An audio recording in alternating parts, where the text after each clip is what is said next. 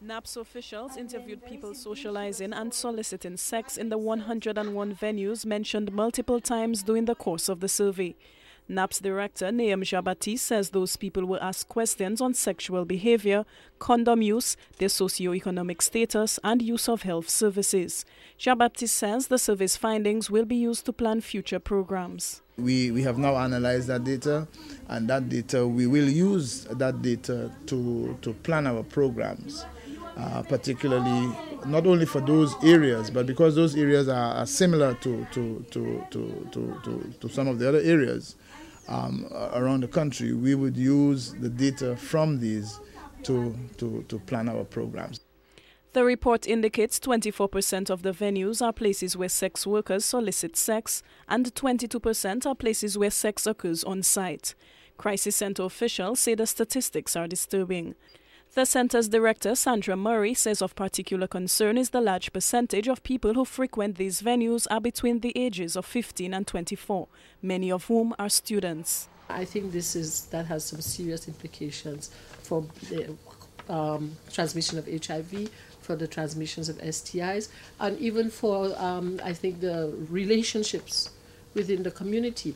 And of course, in these situations, I suppose, particularly if drug or alcohol abuse is involved, I'm not saying that it definitely is, but if that is involved, then that also opens up an increased risk for violence and abuse and things of that sort. The PLACE study was conducted in Ancillary, Grosley and Central Castries. Jabati says brothels will also be targeted for HIV programs. We did not do a mapping of the brothels or nothing like that. Of course, brothels came up among the places mentioned where people do meet, and I think it was, though I was not there at the event, if that was what was the message brought across, it was not a mapping of brothels, but brothels was just mentioned, and so we would have to target brothels as well with respect to our HIV and AIDS response. The Crisis Center's director says it is time for social partners to come together to address this matter. She says other issues like violence and human trafficking need to be investigated at these venues. Jabati says the survey will be used to plan upcoming programs. Alison Kentish, HTS News, Channel 4.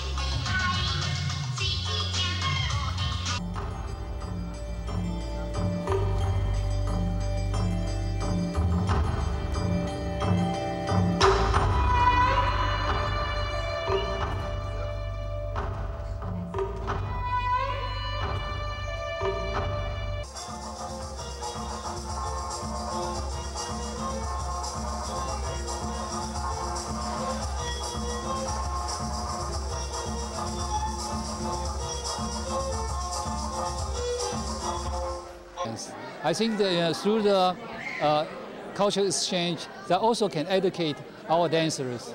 This is, this is something different we can learn from you. And from our side, you can see, the difference is we are more soft, you are more dynamic.